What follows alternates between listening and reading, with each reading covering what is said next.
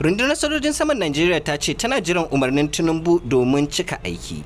Jama'a barkamu da warhaka, barkamu da sake saduwa da ku a sashin labarai da rahotanni wanda ke faroto muku al'amura da suka shafi nan gida Najeriya, Afirka da ma wainar da ake toyawa a duniya. Yanzu sai ku gyara zama domin jin cikakken rahoton.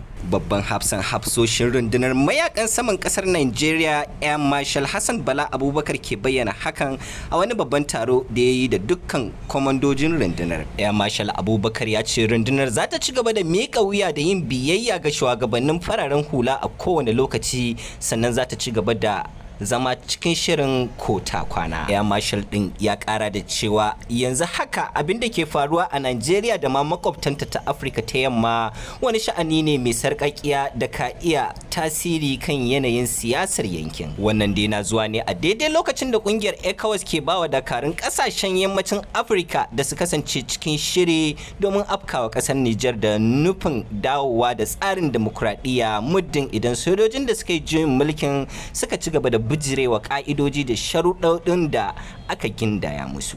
Da haka muka zo ƙarshen wannan rahoto. Kar ku manta da danna subscribe da kuma alamar ƙararrawa domin samun labarai da dumi-dumin su dangane da wainar da ake toyawa a yammacin Afirka da ma duniya baki daya.